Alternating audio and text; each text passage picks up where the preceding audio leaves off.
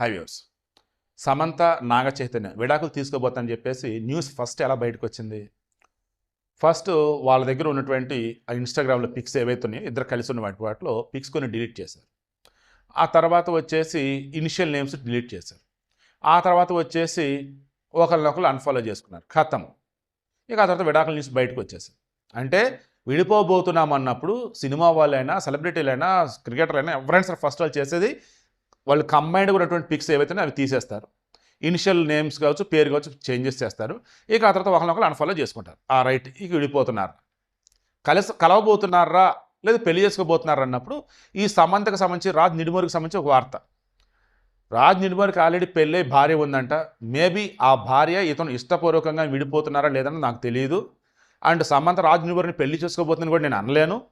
కానీ ఎప్పుడో సిద్ధార్థతో కలిసి 12 సంవత్సరాల క్రితం శ్రీకాళహస్తిలో రాహుకేతు పూజలు చేసింది సమంత.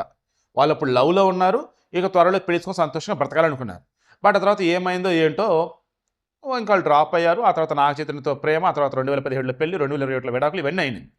ఇప్పుడు మరలా 12 సంవత్సరాల తర్వాత ఆమె శ్రీకాళహస్తిలో కనిపించింది. అయితే ఆమె సినిమా శుభం, ఆమె నిర్మాత, వాళ్ళ టీం అంతా తీసుకొని తిరుమల వెళ్ళారు.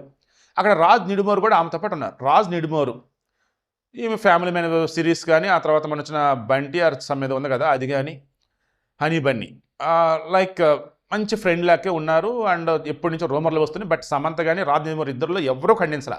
మేము ఫ్రెండ్సే, మేము పెళ్లి చేసుకోబోట్లేదు, ఇద్దరు ఎవరు ఖండించలా. మొన్న లవర్స్ డే రోజు కూడా సమంత పెట్టిన ఒక పోస్ట్. సో ఇవన్నీ చూసుకుంటూ ఉన్నప్పుడు వాళ్ళిద్దరు లవ్లో ఉన్నారు. అండ్ రానున్న రోజుల్లో వాళ్ళు కలిసి బ్రతకబోతున్నారు. ఇంకా రాజ్ నిడుమూరు వచ్చేసి వాళ్ళ భార్యకు విడాకులు ఇస్తారు. ఇక రకరకాల వార్తలు వస్తున్నాయి. సో ఈ వీడియోకి ఇంట్రెస్ట్ ఒకే ఒకటి, నేను ఏం చెప్పదలుచుకోలేదండి. నేను చెప్పడం ఒకే ఒకటి ఏంటంటే, కలవబోతున్నారు, కలిసి బ్రతుకుతారు అనుకున్నప్పుడు గుడుల దగ్గర కనిపిస్తారు. విడిపోబోతున్నారు, విడాకులు అనుకున్నప్పుడు సోషల్ మీడియాలో వాళ్ళతో ఉన్నటువంటి కంబైన్డ్ పిక్స్ కావచ్చు, లేదన్నప్పుడు ఒకరినొకరు అన్ఫాలో కూడా ఇలా చేస్తారనడానికి ఇది ఒక ఎగ్జాంపుల్లా కనిపిస్తుంది. ఇప్పుడు మనకున్నటువంటి అప్డేట్ ఏంటంటే, తిరుమలలో సమంతతో పాటు రాజ్ నిడుమూరు ఉన్నారని, శ్రీకాళహస్తి కూడా సమంత కూడా ఆయన ఉన్నారని, త్వరలో వీళ్ళిద్దరూ ఒకటి కాబోతున్నారని, మేబీ అది మేలో అయ్యి ఉండొచ్చు అని చెప్పేసి అంటున్నారు. సరే, రాజ్ నిడుమూరు భార్యకు అన్యాయం జరగకుండా సమంత రాజ్ నిడుమూరు పెళ్లి సంతోషమే. అండ్ సమంతకు ఒక మంచి తోడు ఉంటుందంటే ఇంకా అంతకుమించి ఏం కావాలి చెప్పండి. బట్ వేరే వాళ్ళ లైఫ్ని డిస్టర్బ్ చేద్దని నేను కోరుకుంటున్నా. అండ్ అన్ని ఆలోచించి అక్కడ అడుగు వేస్తారని అనుకుంటూ ఉన్నా. జరగాల్సినటువంటి మంచిని ఆ దేవుడు రాసి ఎలా ఉంటే అలాగే జరిగిద్దని చెప్పేసి కోరుకుంటూ ఉన్నా. మరలా చెప్తున్నా, వచ్చిన రూమర్స్ అనేవి ఏవైతున్నాయో కారణం ఏంటంటే 12 సంవత్సరాల తర్వాత మరలా శ్రీకాళహస్తి దేవాలయంలో సమంత రాజ్ నిడుమూరుతో కనిపించడం, అండ్ తిరుమలలో వాళ్ళ శుభం టీంతో పాటు రాజ్ నిడుమూరు అక్కడ ఉండటం.